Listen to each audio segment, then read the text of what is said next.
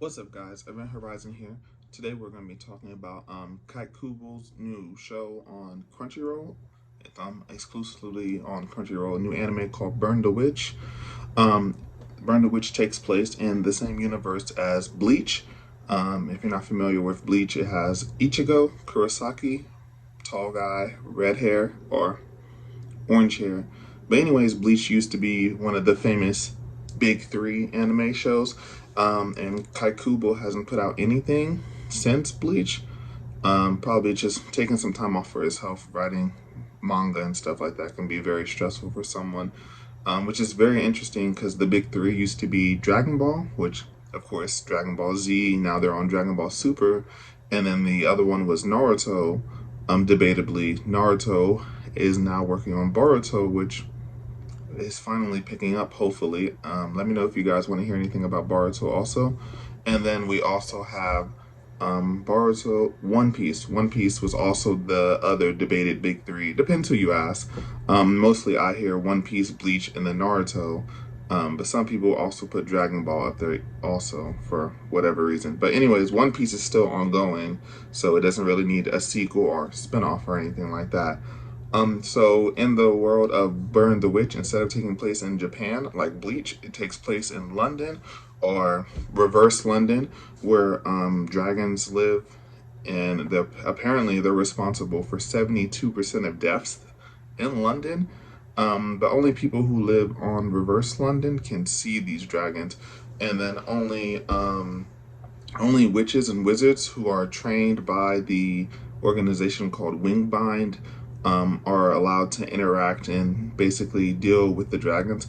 I've only seen the first episode, so this is just going to be what I know as of the first episode, and then I'll probably do the second episode and then the third episode.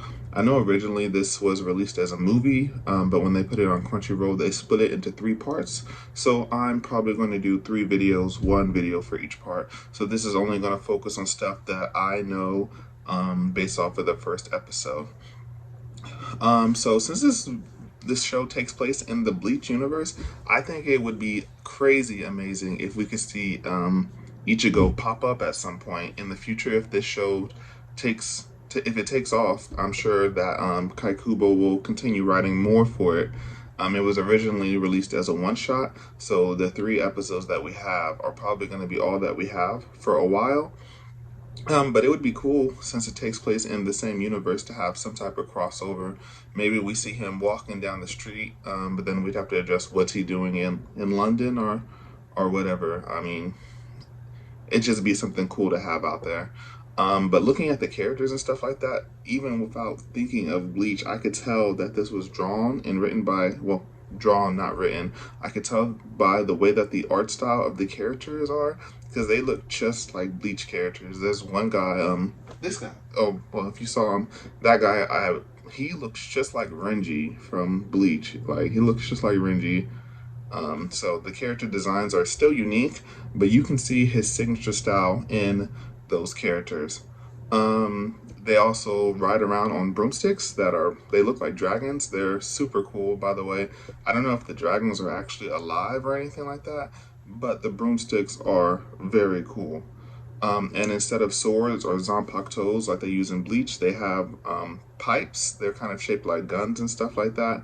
And they do magic, so the number is magic. So they say magic spell 33 and it does blah, blah, blah.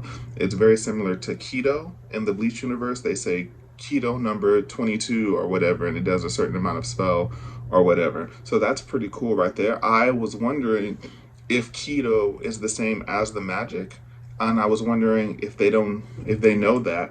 So say that in the Bleach universe they do Keto 23, and in this universe, well, they're the same universe. In this show they do Magic Spell 23. I wanted to know if the effect is the same, because that would basically prove that they're using the same types of magic. The witches and then the Soul Reapers or the Shinigami in the Bleach shows, they would be using the same system of magic. Since it takes place in the same universe, I think that would be very cool. The main characters, their names are Ninny and Noel. I know their last names, but I'm not going to attempt to say them just because I don't know how to say them. So we have Ninny.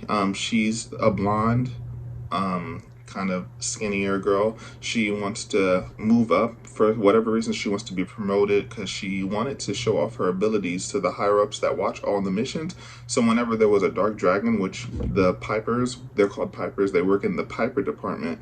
Their job is basically to round up. They're like basically magic park rangers, I would equate them to. So they're Pipers. Their job is to round up dragons. They're not allowed to kill any dragons, but dark dragons. So whenever there's an alert for a dark dragon, Nini is all about it because she wants to get higher merit so she can be promoted or move to a different department. They didn't say what department. They were only hinted at it in the first episode, so I'm not quite sure what she wants to do. And then Noelle, the dark-haired one, she is more motivated by money.